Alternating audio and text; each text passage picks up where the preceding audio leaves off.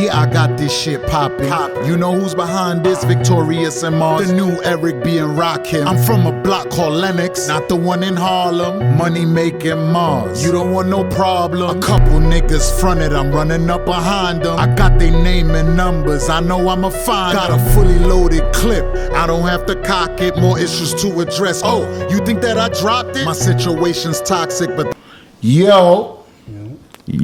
What's Peace going and on? love. What's going on? Peace and love. Peace. Addressing all issues, episode 4. Four. We on a different location right now. We at the Legacy DUMBO record store. What is it? Black on? What is it? It's legacy. It's just legacy. It's but just- we are in DUMBO and Vinegar Hill, and you know, black on. Black on. You know, Well, right before to we get that, hood on. Oh, it's your boy Marz Money, Oh, my bad. Flight School Pre. Fire Factory. and we have our guest, I'm just victorious. Victorious. Peace. All right, man. So today's show is sponsored by Glock Bay. Shout out to my boy Minus. He has a gun enthusiast company. They sell merch. They sell you know what I'm saying, gun cleaners and all type of stuff. Just people that's into being armed and That's having different. that. That's different. You know, black gun owners, all that. You know what I'm saying? Like They put a little, you know what I swag mean? on it. So put a little swag. Glock Bay. Shout out The to Black NRA. you know what I'm saying? That type of shit. The black You feel me? Nice, So nice. you know what I mean? Shout out to my boy. You know what I mean? Respect to my boy Minus. Shout it out. I'm gonna definitely put the link in the bio. So you know, Glock Bay, sponsored by Glock Bay. Put their social media. But yo, so what's up, Vic? No, I don't prefer Vic. You prefer Victorious? Yeah, thank you. I appreciate it. Can we believe my name is Victor or something like that, and then it becomes a whole nother thing. I get you. I work hard for Victorious, you know. Yo, Victorious is like, Thank you. all right, let me give a brief synopsis What of you who gonna- all right. Victorious is to me, you know what I'm saying? So, Victorious is, originally I met Victorious as a DJ, you know what I'm saying? From Flatbush, Brooklyn, you know? So, he basically, sought me out as an artist, you know what I'm saying? And he sought the crew out. He heard a song from my crew, Knoxman, and he basically was like, I gotta, reach out to these dudes. So we linked, and it was a bond ever since. So he way more than a DJ then and now, but he became like a mentor to me, you know what I'm saying? My big bro, mentor, everything all above, you know what I'm saying? So he doing so much good things for the community, and you know what I mean, he's come a long way in his career, so I had to give him hail him up. Give him his flowers. You know what I mean? Bring him on the show. Yo, I don't want to say give him his flowers no more, because I heard Nori say, yo, we started that. So I'm going to stay away from that. Kanye started that. Let's go, man. I personally don't like flowers anyway. Don't give me no flowers, bro. I don't like That's why I flowers. say hail. That's why I say hail. You know what I mean? I'm from the bush. Give him his respect. We're going to hail you up. Propers, You know what I'm man. saying? His proper respect. all I that. felt that. You take all that? My propers. It's just Appreciate due. it. Propers. That's My a I fact. felt propers, yeah. that. Fees. So I'm gonna let him explain more, but I just wanted to get that off my chest, let y'all know what he meant to me. And this is my bro, man, DJ. Well, Yeah, jeez. Victorious, the one and only. Now that's my bad. That's my bad for actually when I started DJing to use my name as a DJ, because then people thought that was a DJ name. Even after I stopped DJing, people would associate that with you know what I'm saying. But I was doing the Flatbush mixtape Yeah. in like 07, and y'all had the Bring Back tape, and I think Lalo number was on the back of that. So then I met Lalo at Personnel Crib.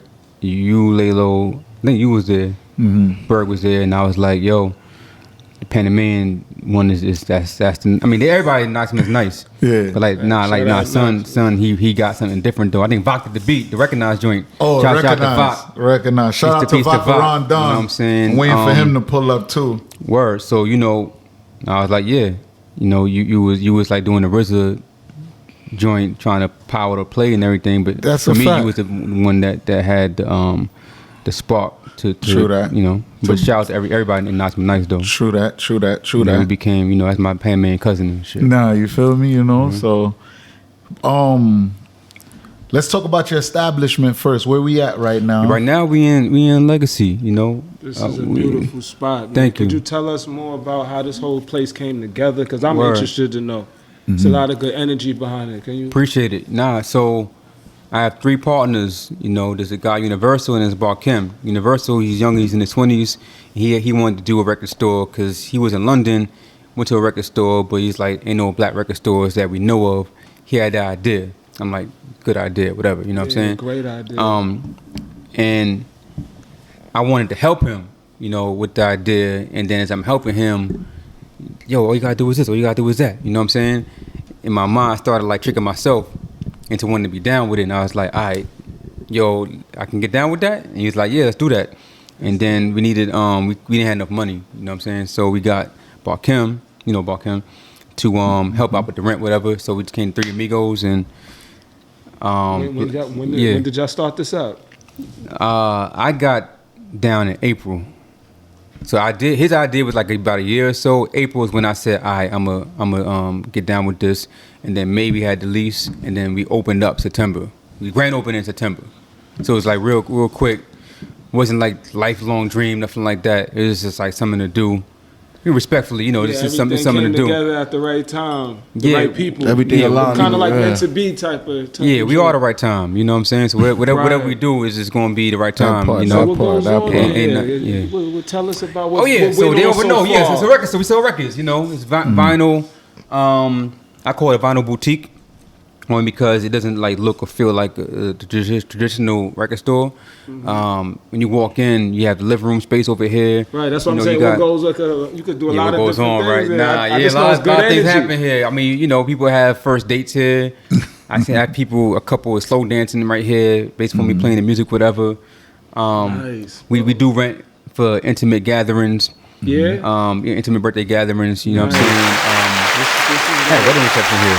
For Yeah. Some of us love hip hop that much, V. That's what I'm trying to tell you. Like me and Pre, this is how we all 3 of us. Let me just say, I ain't trying to cut in y'all story, but our bond, us 3, is built on our real, genuine love for this craft. That's crazy. You said like we built people a had whole weddings in bond here. off You know what I mean? It's Right. like some brown sugar shit.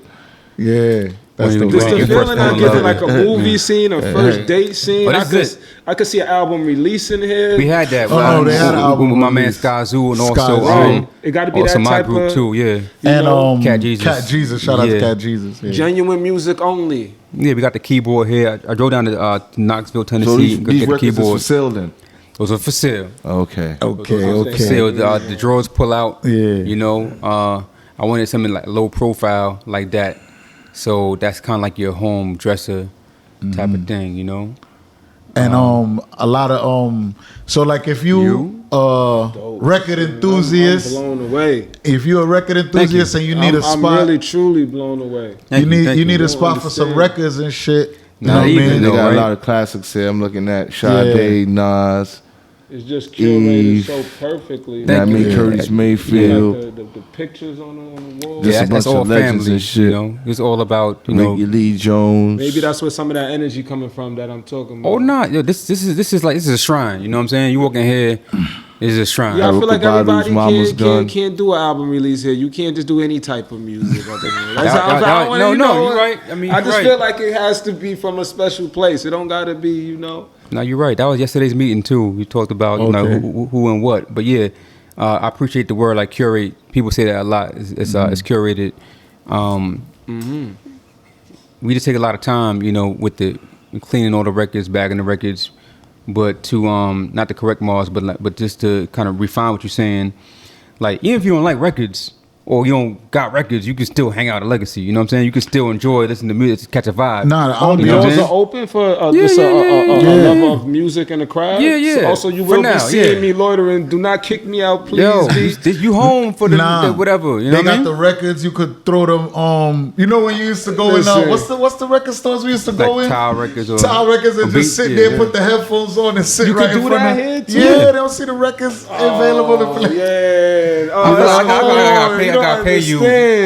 Your check is in the mail over here. But yeah, nah. You don't understand this song. Yeah, that's what's up, man. Just comfort. Just something that we can just relax and, get out of the environment and come here and just vibe out to music. True.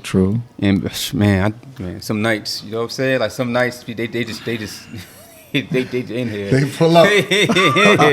You know what I'm saying? Like they Can't wait till we got that big Marz record on the wall, man. I can see it, man. I mean, you know, make vinyl Marz. Vinyl is so we need so some much money. Marz on vinyl. Yeah, we need a vinyl. I can see one, bro, for that with your autograph. We gotta put Pushin P on vinyl. Shout out to the Pusha P. And shout out to Pusha T as well. And Now we Pusha not T. shouting him out. We shouting out his song. No Pusha T, Pushin P, man. Pushin T. Yeah, I tell him I was A&R off everything but that song though. Yeah. But if y'all want to get into that one, basically, What, the record? I mean, the video I'm not soon. getting into that, but I'll just be here. Well, my boy Video Fire. coming. So let's talk about the video we shot, because I think, did you speak about the record yet? I think you did. What, the Pushin P? I don't think I spoke about the Pushin T Nah, record. we never spoke on it. Explain to them the Briefly. energy behind because a lot of people like to assume the agenda behind something. They're gonna think, oh, you hate Pusha T or something. Explain to them exactly what you was feeling and why you felt the need to take this approach. Right. Now, basically, a lot of people ain't gonna get with this my analogy of basically why I made a song called Pushin' T. You know what I mean? Like a Pusha T diss, you would say. You know what I'm saying? For Pusha T to the side, yeah, basically. you know what I'm saying? So basically, I just feel like, all right, they say Pusha T's niche is like, coke raps or whatever, but there's a lot of coke rappers, and I feel like all the coke rappers that's out kind of evolved. And they may talk about drugs and selling drugs, but they also speak on entrepreneurship, and they've grown. They talk about, I never heard Pusha T rap about his girlfriend unless he's relating it to drugs or something. You know what I mean? And it's like, you've been signed for 19 years, brother. Like 20 plus years. Like, what's going on? Like, can we grow? You know what I mean? Like Jay-Z album 444, like he's telling me, where we at? Dumbo. Like, you know what I'm saying? He could have bought what is it? For $2 million, bought a building in Dumbo. And he bought some cars instead. You know what I'm saying? But here Pusha T just the coke rise.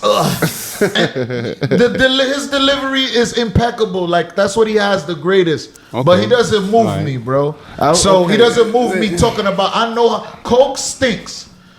Cooking crack smells, it burns your nose. It does. Oh, let's not even talk about that. Yeah, so come on, my dude. Like, what are we talking about? Like, even Yo Gotti evolved. Yo Gotti's a mogul. He got putting on artists every day. You know what I'm saying? I don't think people want to hear anything other than coke raps from Pusha though.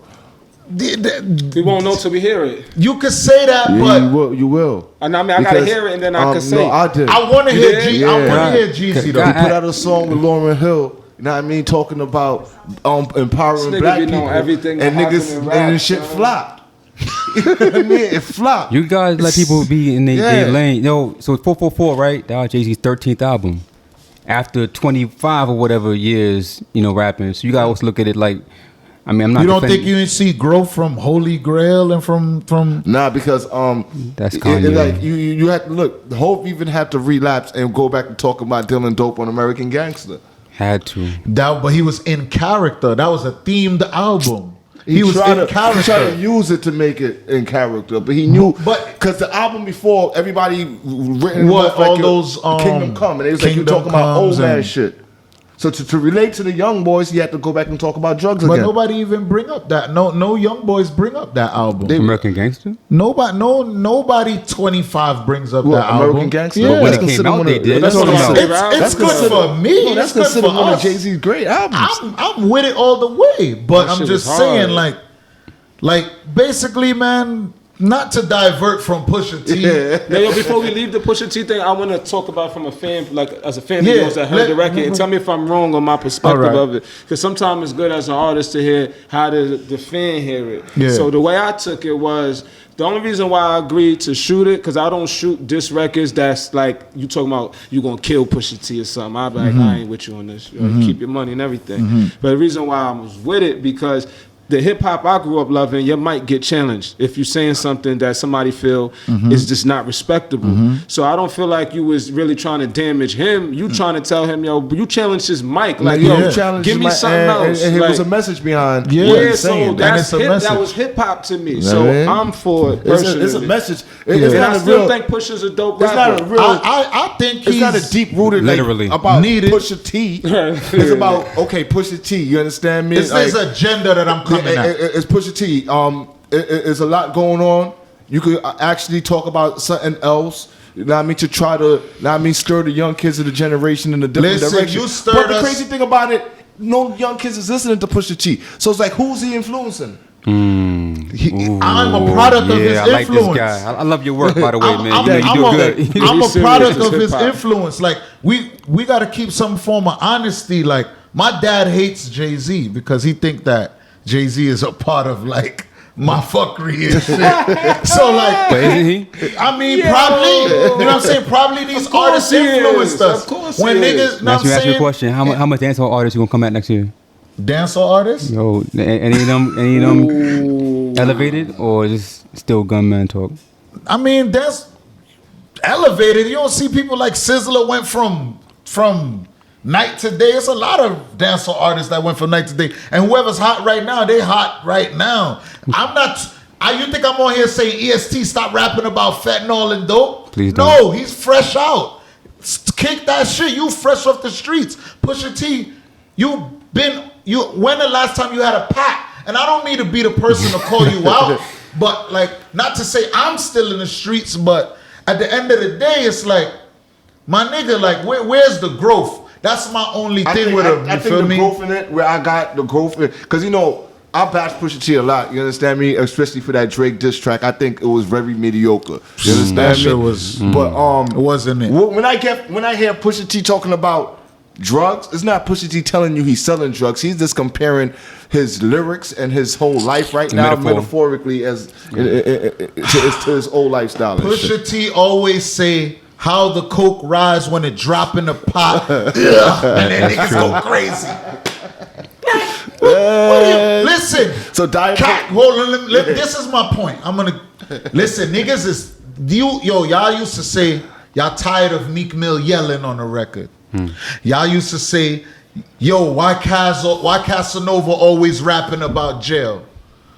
Why Pusha T is always rapping about coke? I could raise that question. It wasn't about maybe he don't read all the books. Because the thing about the Meek Mill shit, right? It's like you have to be yelling and saying something. He was just yelling. So Pusha T is rapping about coke and saying something behind his yelling. Nah, man. There's no real content behind Listen, Meek like yelling. I told you already, you know me and you got our back and forth got a about. clean delivery, so whatever he says is easy to listen to. It's a clean delivery, even him going at man. Even him, no. Yes, he is. Even him going at Drake showed me that his shit is just forced and it's just well said, but it's like, yeah. But it's not like bars. Like it ain't head tappers for me. You know what I'm saying? Like I don't know, bro. But we off that. We gonna speed it up because I guess we all gotta love it. Shout out shit to the whole Virginia. But y'all check that song out. I'll probably put it on the you know me at the outro. Yeah, but it's all on streaming platform. Go check it out. Pusha T, this Marz Money. You know what I'm saying? But yo, getting back to basically the love for hip hop. You know what I'm saying? Let's go back to the beginning, Vic. Like Victorious. Thank you. Sorry about Don't that. make me a problem. I'm not a problem. This is my name. Let's go back to the beginning on your love for hip hop, and I want you to take me from childhood to teen to now.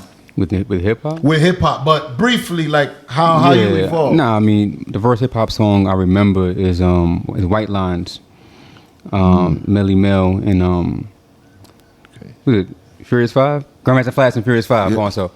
I remember my cousins, dancing to it. Remember, they was happy, you know, in the basement party. I was like 4 years old, something like that. White Lines came out, 81. And then after that, first hip hop I remember like on the radio, or that I perceive as hip hop, was Heavy D, Mr. Big Stuff.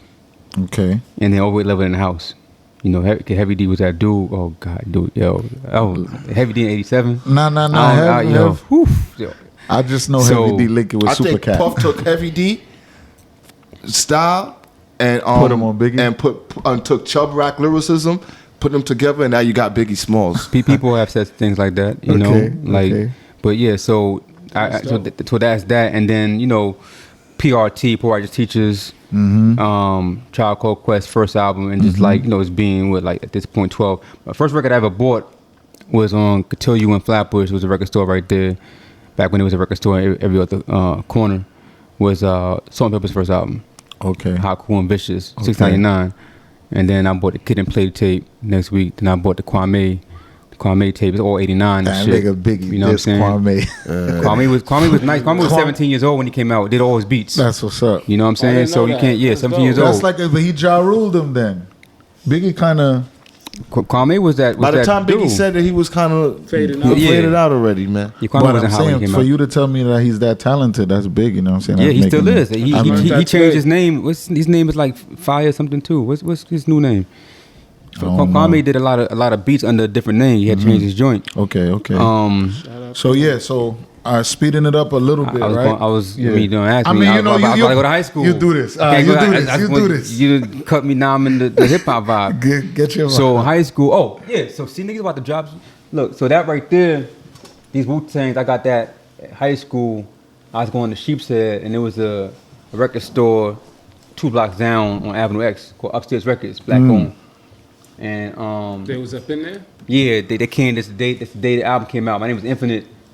You know, at that time, you know what I mean? So yeah, everybody but RZA and Old Dirty wasn't there. I didn't know. That's I didn't know who it was. Just like back then, Ghost had the stocking cap on his face. On his face, really on some Ghost. Yeah. Jay-Z barked on me and shit. Cause I know any lessons and shit. You know, so you know. But then, you know, the big moment was Redman was a big moment. Okay. Redman changed. I'm not Redman.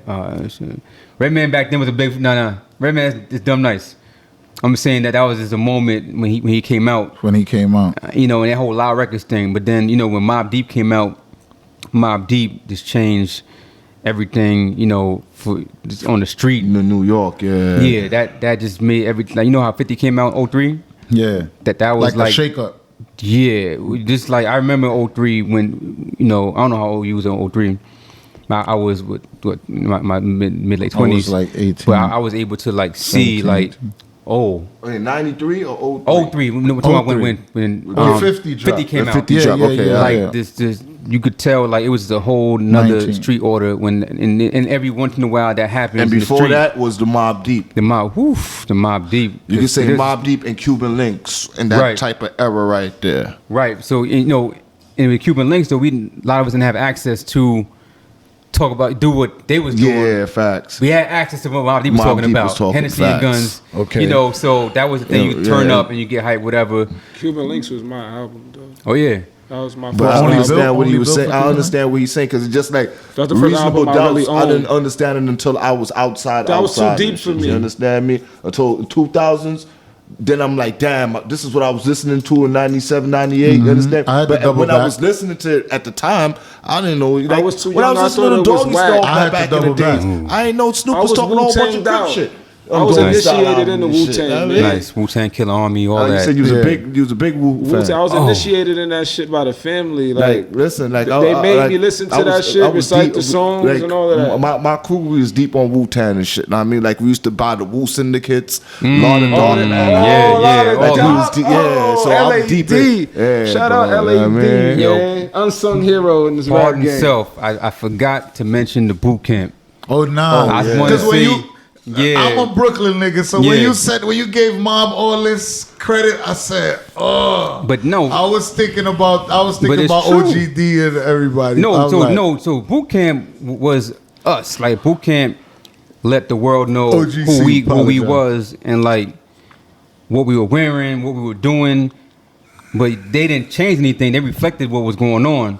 But that was like the hometown heroes, the boot camp. Like, I mean, when Western came out, putting the reggae lingo in the rap, all of that. Is, what happened? That was like boot camp. That was us. When OGC came out and they started to go at Biggie, it kind of lost the people. Oh, see, I wasn't even aware of that. See, I'm so young, I wasn't aware. Staying out of that conversation. I mean, it lost the people. I wasn't aware of that. I just got put onto that. Like I never wasn't even aware of that. No, they was the most hardest, out. The original gun clappers. Yes, Wesson, like all their stuff was OGC. Helter Skelter was robbery. That first Helter Skelter album was my shit, man. Nocturnal. Like, man, I remember buying that shit. I had traded in the old tokens to buy that album. Remember the tokens had the little shit? Traded like few of them shits in the shit. They all DCEPs. They all DCEPs. To the basketball tournament, I walked all the way to that shit and back. Saving tokens for that Helter Skelter, man. I needed that Helter. That's what's up. Hip hop stories, bro. Yeah. That's my hip hop time. I can't go too much into hip hop. But shout out to the boot camp though, man. Yeah. Shout out to General Steel. Shout out to Still show me love every time I see him, you know what I'm saying? Still putting in work. Facts. Tech Smokey Line, all the fellas, man. But so I wanted to get into something, Scott. I know you express it a lot. You know, we're gonna dive right in and stuff. Okay. I wanted to so throughout your coming of age or whatever, however you call it, however we could break it down. I've seen like on Facebook, because shout out to Facebook, because Facebook is kind of what bring this together. But I see on Facebook you kind of express a lot of different sentiments about depression and mental health and all type of things that happen. And one day I called you like, yo, why you bring that up and explain to me yada yada yada, and you basically put it out there. So can you briefly explain your effort to give certain mental health awareness? Yeah, all right. So like maybe 10 years ago, a little bit more than that. Whatever. 10 years ago, we had said we wanted to make mental health like a household thing in our community, right?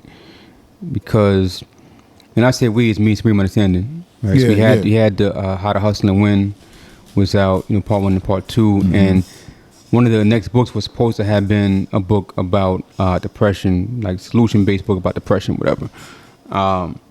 In our community, depression is something that's not really spoken of, and if it's spoken of, it's like ridiculed or whatever, or spoken of when it's too late. And I also want to say mental health and depression. Mental health just means the health of your mental being. It don't mean like depression, but that's just like we're talking about right now. But mental health can be anything from, you might have agoraphobia, which is like the fear, generally the fear of being out, outdoors.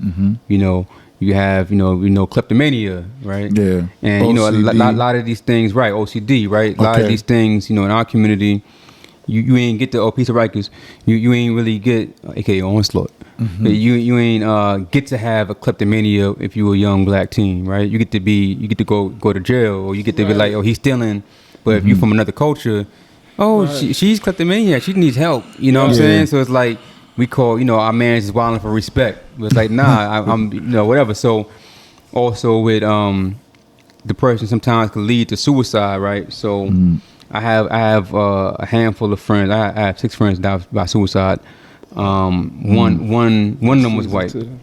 He died, just a couple years ago. That's one white guy, but one black woman, right? And then my best friend, a couple other people. There was Lamar, there was Master, there was Bourne, there was Kiko, Jerome. He was a teenager. God bless you. But the thing is, right? A lot of times when someone died by suicide, the family lie about it. They say, the stories you hear just make no sense what they say happened, right? Because suicide is supposed to be the worst thing, and it's an embarrassment, And so you have people who's afraid to talk about these thoughts, right? So you see me talking about things online, letting folk know, yo, like, you could talk about this, you know, these is real things. Don't let nobody make you feel like your feelings don't matter. Because in the hood, I'm just going to say, I use the term the hood. You know, in the hood, we get to be, you know, one emotion that's angry. You know what I'm saying? Because, you know. That's the accepted emotion. Yeah, you happy, you better watch your back if you happy. Because, you know, say, like, growing up, you better not have no girl, you better not have no job, you better not have nothing happy because they coming at you. You know what I'm saying? Real. You got to fight for your peace. Right. Exactly. So it wasn't safe to be happy, you know, where we raised and shit. But, you know, anger is acceptable, you know. And so we have a whole bunch of emotions that we should be able to manifest.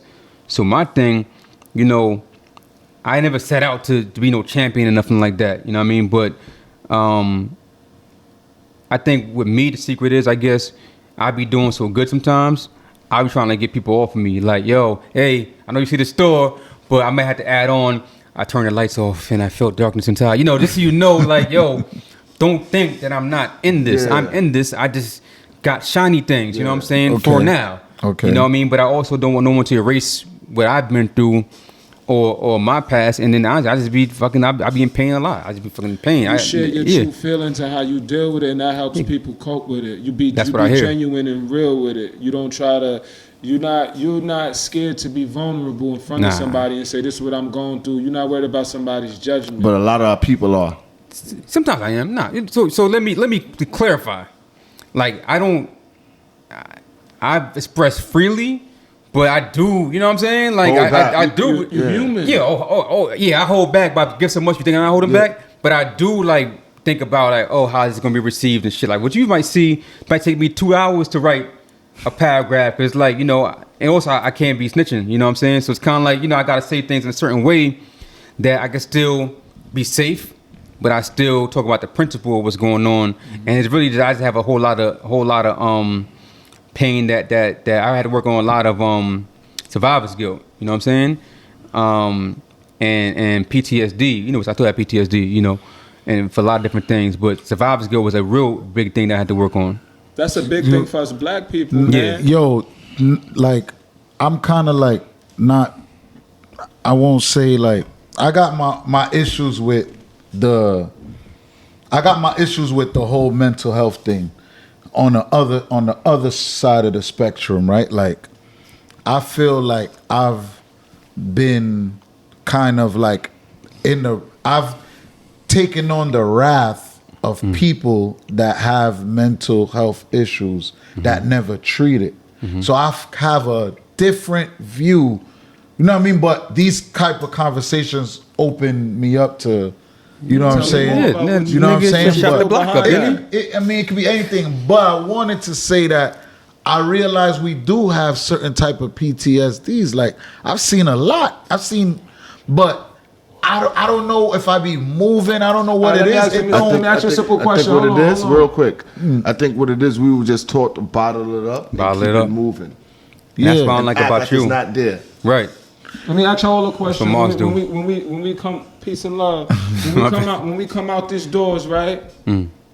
Most likely, I know our natural instincts is I'm paying attention to everything moving. That's normal to us, but that's not normal in general. Normal. Yeah. I agree. I'm talking about not just looking to make sure a car ain't hit you. I mean, you looking at everything going on. Everything, everybody. Yeah. That's PTSD. Everything, everybody. And then that you pass by another black man. It's like when you overreact to something, that's a sign that your nerves is a little off. You mad sensitive now. That's like going on the train. When I like sometimes, you know, it's hard to get parking in DUMBO. So I say, yo, man, I'm jumping on the train. Yo, I went on the train a couple of them snowy days. I couldn't get no parking. I said, let me take the train. Yo, I feel like I needed a weapon on the train because so much people was antagonistic. And not for nothing, it was a lot of people with mental health issues that was just on the train bugging and like coming up on me. And this lady just leaned over on me, and I'm like, yo.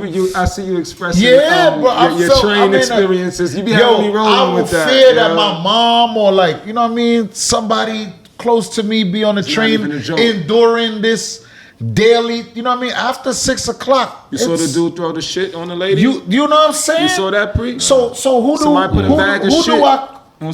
I Who do I target for that blame? Who do I target for that? That shit is crazy, bro. It's America. You're talking. So what about the guy hit the lady in the head with the hammer?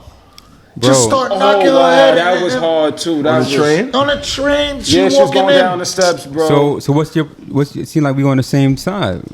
I say we on the same side, but yo, I have a thing. All right, to keep it a little raw. Like I have a disdain for people that have mental health issues and don't seek help to treat it. Now let me ask you a question, right? Let me land. So they don't seek help to treat it, and then when shit go hit the fan is, but he got you know what I mean? And that shit, bro. You ever think about if someone has a particular mental illness, right? Yeah. You have to understand that person is mentally ill. Yes. Right? Yes. So a person who, let's say someone's schizophrenic, right? A schizophrenic person is in touch with a whole different reality. No, I'm loosely saying that's not the definition. I'm just saying that different reality, right? So now you want that person who is in a whole different reality to be like, I'm in a different reality. I need to go check it. No, they fried. Up. Yeah, they fried. You know what I'm saying? Respectfully. They fucked up in the head. You know what I'm saying? I'm using his language, So it's kind of like you can't really like expect people who is like not there to say, "Oh, I'm not here." I think they think they're here. I think my disdain comes from the people that use it as an excuse nowadays. Now it became so popular. People are started to use it as a crutch. So when they fuck up, they could just use the mental health excuse to get away. That's what I'll do you one further. I'm gonna just stay online with y'all, not even vary. I'm gonna say my disdain is being me, somebody that suffered from it lifetime, is the people that act like it's like a badge of honor. People turn the shit into like a brand now. That's like sad face shirts. Nah, we trying to heal from this. This is not a fucking. We're not trying to soak no, this is not a brand. Don't stop. That's what I don't like. The exploitation of it. That's the word. Cool. That's like the I'm word. Permanently sad and I like it. No, you don't, bro. The music. Get some help. That's irresponsible to everybody you love, because honestly, you always one move away from jumping off the bridge. So stop acting like this is cool and you know what I mean? Like you said, man, just try. So where would you get help from? Where would who get help from? Where does a person get help? Because if you're my friend, right, I know I can't come to Marz. No, you can. Well, I'm just saying, bro. Like, No, maybe it's... Let me land real quick. If I'm on your Facebook or listening to this show, if I feel a certain way, because we know of someone on your block that just snapped and just started shooting and all that, right? So that's my PTSD. I'm with you. Right. You wasn't even there though. But look. But I know that dude right there. Yeah. But like, no one came out the womb doing that. People's friends be like, oh, he just be bugging, he crazy, that whatever. You nurture it by not helping your friends out. Yeah. Nah, that's the weed. Come on. You just reduced the whole convo to weed. Listen, man. Listen. Nah, not the roster. Listen, I sympathize. I'm real empathetic with schizophrenia. I have some friends that suffering with that right now. They got spiked back to being weed. Dust, you know what I'm saying? They got spiked. I'm real sympathetic with those people, you feel me? But also, I have the other side. All I was trying to express is that other side. Like, I got close family members that really never went and treated like, I know you got bi-personality disorder. I had to look it up. I seen the shit you did to us. So I had to look it up and be like, yo, this is what he got. And you know what I mean? Correct me if I'm wrong, Mark, because I think you're talking from a good place. Yeah. And to me, ladies and gentlemen, when he said he's speaking like somebody that family member that got so much love for you that I'm gonna get mad at you out of love. Like, yo, what the fuck is you doing? But it takes for that person to know they sick though. Right? And that's what Vic was trying to say originally. If your mind ain't right. He can see that he's sick, but does that person see that they're sick? They that's what Vic was saying from the start. No, he's saying if he's not in your reality, then he won't. But I'm understanding I feel like both he don't want to perspectives. treat it. But like Vic was saying, he might not even understand. Remember what you said. The black people not going to seek the help. Oh, I don't want nobody to think I'm crazy. No, hold on. What I'm saying? The culture, right, of our community, yes, does not nurture the idea of getting help. Therapy, yes, and that's what I want. That. Have you been to therapy before? This ain't no, so we can move on. No. I got you. Not program. I've been in situations where I had to get evaluated. I had prison. I mean, so I gotta put it out there. Right. So until psychopath. Yeah. So until you voluntarily do that, right, then you can't really judge people who don't do that either, because one, it's expensive, right?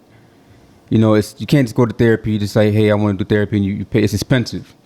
Even if you have insurance, they don't take insurance the majority of the time, right?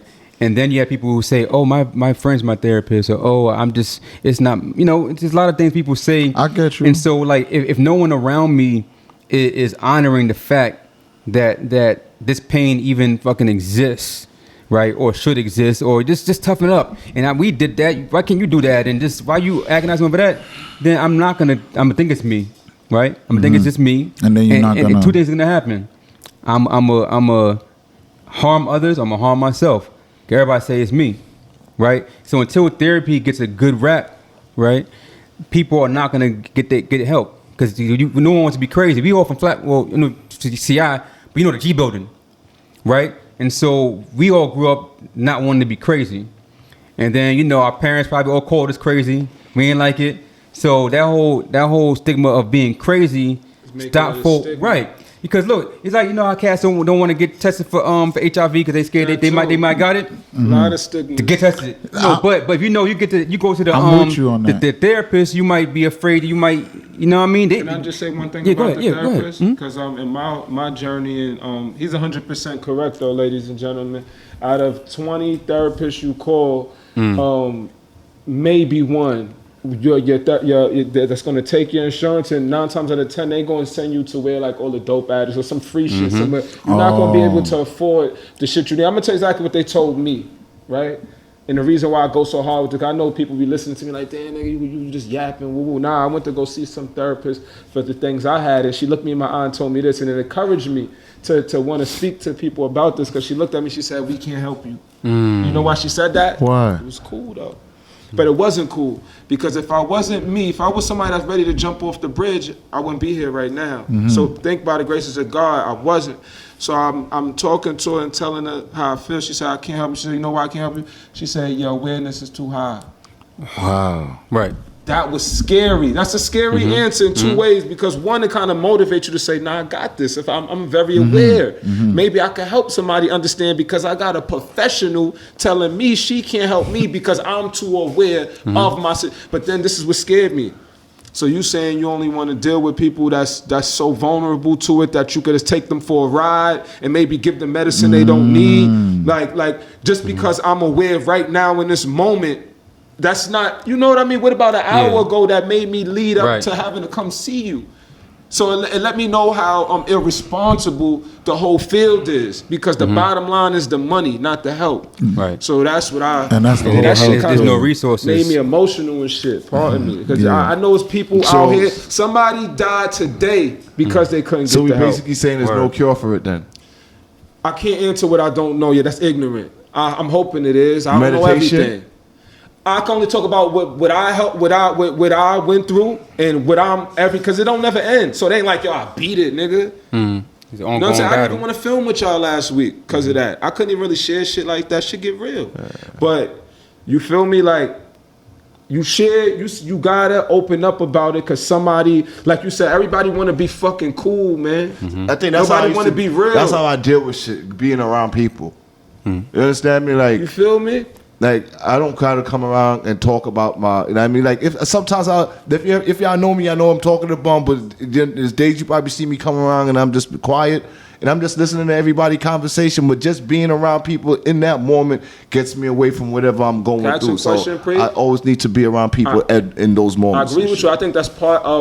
There's a long list of things that make us get out of that little hole, because it'd be like a hole you in. So I agree with you, but I want to ask you a question. And you can't just be around anybody during this time. Not just anybody. Right. No, I'm asking specifically. Do you got like a people. go-to list of people in your phone? The peoples that I'm comfortable. Listen, first of all, I don't even be around people to begin with. Right. You know what I mean? I like for you to just my music is the people I be around. To tell you the truth.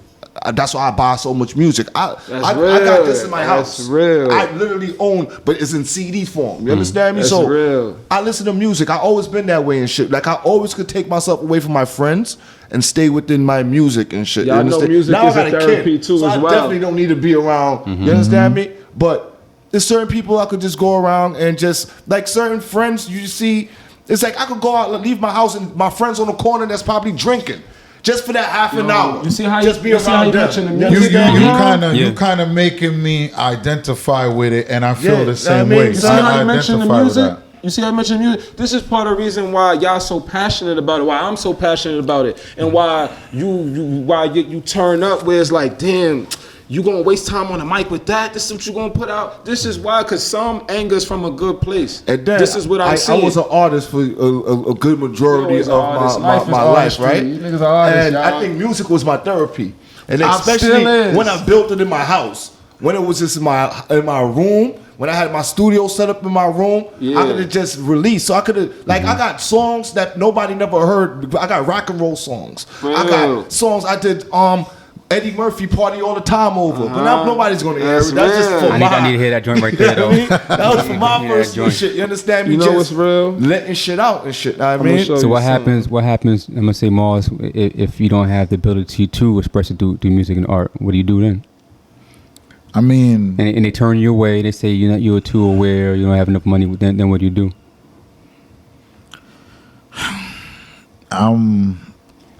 Listen, you want to ask what I do? No, what does a person do? I think everybody needs to find a talent within themselves to keep themselves occupied. I think I probably keep myself occupied. Just remind me of what you're saying. Friends. Chase Fetty, I'm gonna listen to this shit. Yeah, but so my caption though, like what I said, it ain't even just like the artist. Yeah, like, part. I think, like he said, music. When I do lash out, it'll probably be like my only time I have confrontation or lashing out or I can't take it no more is someone that antagonizes me. It could be a family member. It could be a friend. It could be sometimes it's a friend or a family member. Where we from, right? And not just the area, but just like the culture and the experience and behavior. Kind of like how the brother was saying earlier. When you say someone antagonizes you, right? Even though you said on train you wouldn't have a weapon and shit, you know what I mean? It's like what one of my old lawyers called the rational mind, right? Rational mind, instead of saying I need a weapon here, rational mind says I'm not going to be here. A rational mind says I'm antagonized, I'm going to whatever. We think, violence, right? Whether it's physical violence or emotional violence. Back on the train, that's, but I got that's PTSD. It is. You know what I'm saying? I realize that we do suffer with that. You know. Well, I would say I would say that, and I never. Majority of us do. This is Marz the Ratchet Man, right? You know, I understand. I want to make sure the right guy. You're right, because why resort into violence or this, that, and the third? You know what I'm saying? Yeah. All right. You know what's the best thing? You know what kept me out of jail since coming home from prison? Saying if I have to go somewhere with a gun, that means I'm not supposed to be there. It's a good way to think. You know what I mean? That has kept me out of prison because So now that's not normal. Maybe in our world, that's just the ratchet man or son stay with his grip, bro. That's like PTSD, bro. I get it. Over half of us got that shit, bro. Yeah, I get it, but guess what?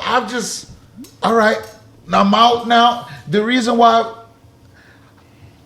prison, guns, you know what it took away from me? Time and my time to create, to be immersed in the things that I love to do, art. So now I know that I can't do this because then it's not going to allow me to do this. Like these dudes got cell phones. If I was in prison and had a cell phone, I'd probably be, because I do so much on the phone. You know what I'm saying? God forbid, but these dudes really be all shit. You could record a whole song on a phone now. You know what I'm saying? On the phone. But you know, yes, I probably do suffer with a lot of these mental issues, but I stay immersed in work and art and creating. I have friends. I could go down. It could be a drink or not. I could take a drink. Oh, somebody say, "Oh, we going to a party," and I don't even. I have like spats with people, and I don't even remember what I said to them, or they may remember what I said. You know what I mean? But they'll say that I said this to them, and I'd be like, "I did," or I don't even remember. I think for the people that's unfortunate than us, like they don't have like the talent to do. They have to find something. They have to deep an outlet. Outlet. It could be to religion. We all have to. It's in us. Energy can't sit still. Gotta move. It gotta be something you're gonna be immersed in. That's only a dead body. No, we talking about for the person that's not naturally talented and that's going through just going through this. You understand me? They have to find something. You understand me? To tap into so they could. You can't just have an idle mind running around looking at your past. Can I mention one thing before we get too far ahead or we run out of time? I just wanted to mention one thing in my little so-called each one teach one moment. It ain't gonna take forever. And Vic, I'm sure you probably heard this term people use where they say you gotta unlearn and relearn. I think that's very necessary. And so somebody might ask, what is that and when is the right time to do it? You know, what is it? Is just evaluate yourself and everything you like and everything you've been taught. Evaluate it and double check it. The same way you would check on your car after a couple months, you would check on your phone. Check on all your beliefs, down to your religion, your favorite foods, your song. Ask yourself, is these things that I really, truly like, or is this a conditioning that just been packed? Because you know what? You may have started off eating bacon in the house, and might realize, man, this ain't it. I mean, that's just something simple without getting wild deep. But it's a family tradition. Like my mom's passed down the Knicks to me. You know what I'm saying? I gave them shits back to her. Like, I don't want the Knicks. You know what I'm saying? I had to unlearn that shit and relearn something else. Real talk.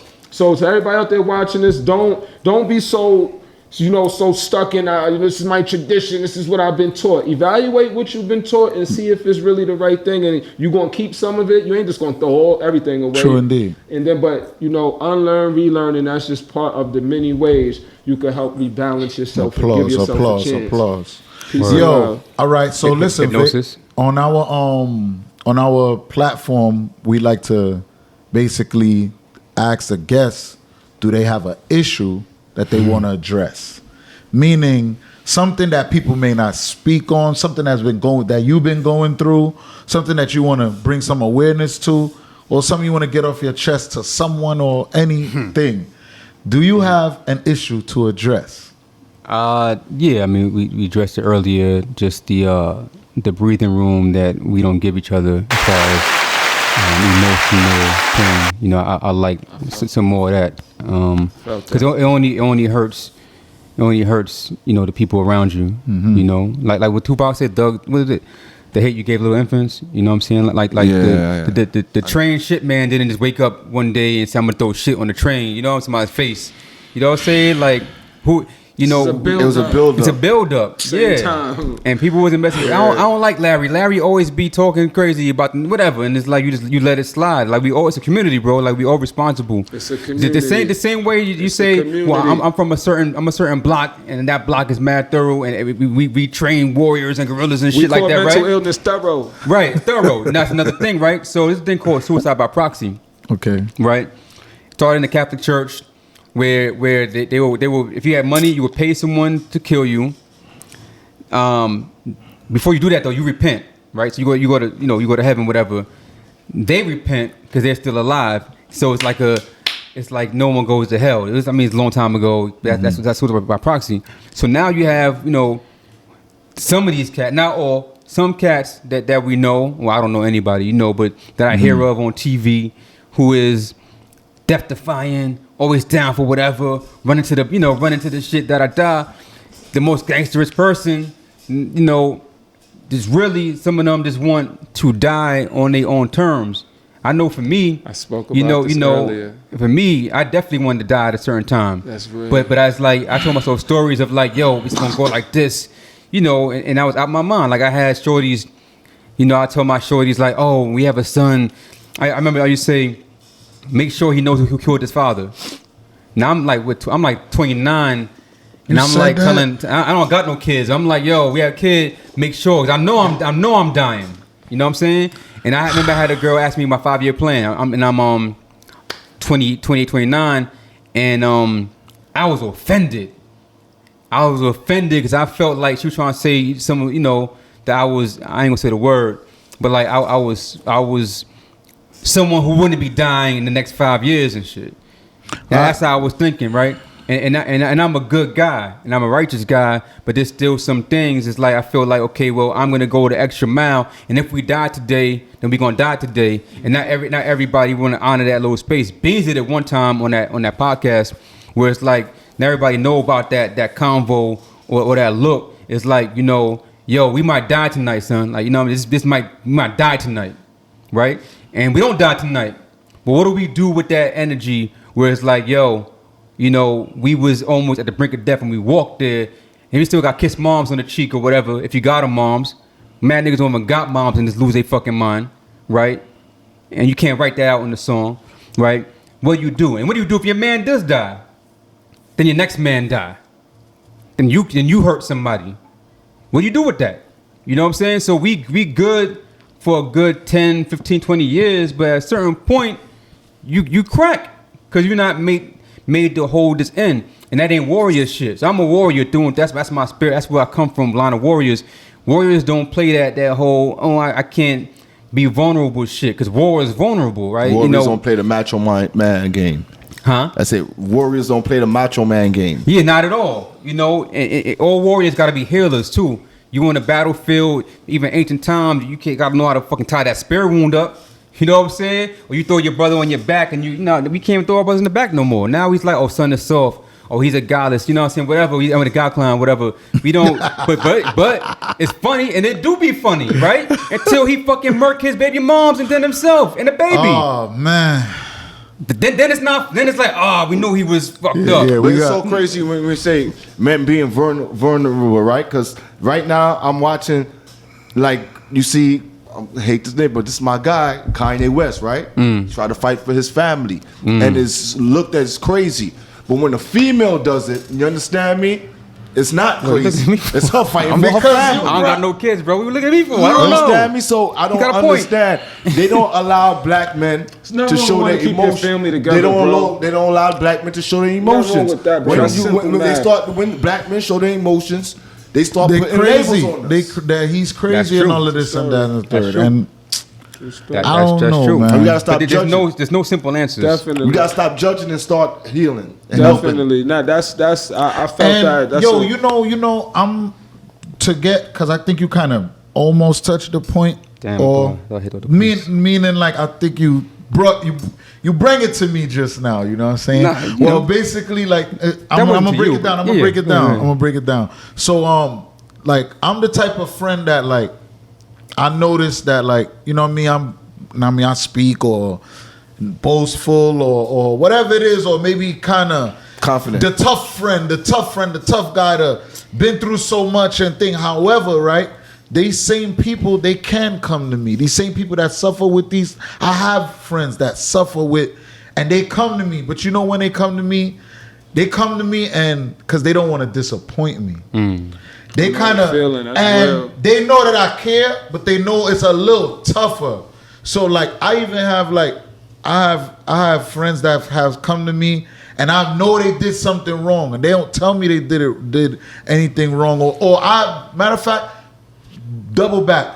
I'm not aware of till later what they did, but to impress them, they think they can't be vulnerable sometimes.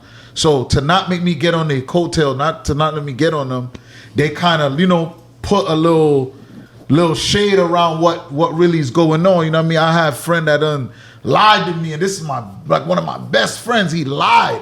I know he lied. And I'm like, damn, why he lied to me? But it's because he respects me so much, and he know that if I would have, he didn't want to hear the truth from me at that time. And sometimes people don't. Sometimes people don't, and sometimes I know they got friends of mine that, like, I kind of antagonize them a little in a way where like try to motivate them, but I know they have their own issues. Like even with music, like I may shoot at a couple of my friends. I got a lot of talented people. They don't put out their music. You don't give people the love they want. Give them the love they need. Because if music is my therapy, and I have a friend that's probably nice or maybe even nicer than me, and he don't put out the music, and he hold on to it, 100%. And he never drop it because he don't know how the people gonna think about him, and these dudes just never drop the music, and then I'm because I'm gonna tell the truth. Then they come to me later.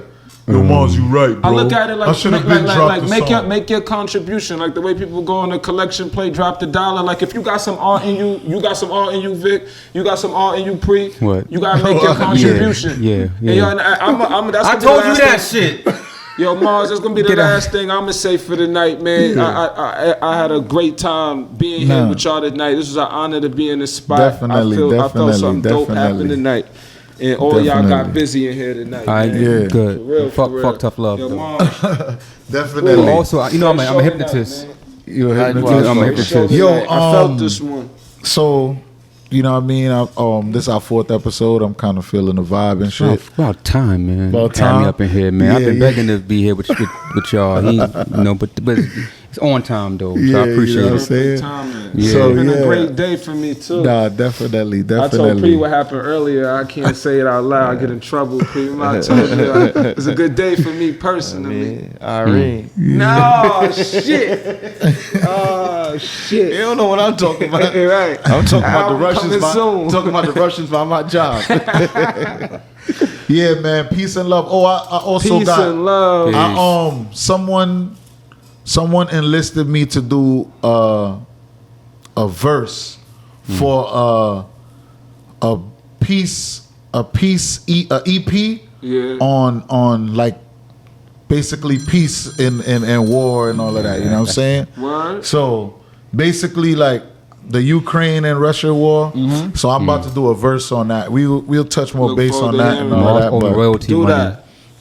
Where's my royalties, Marz? Yeah, I got royalty for you, man. Distro Kid do shares. Man. Yo, make sure you shout out to bro. And we need a good pick too. So like I said, you know what I mean? I think we accomplished what we had to accomplish. Yeah, I got here we are at Legacy, you know what I'm saying?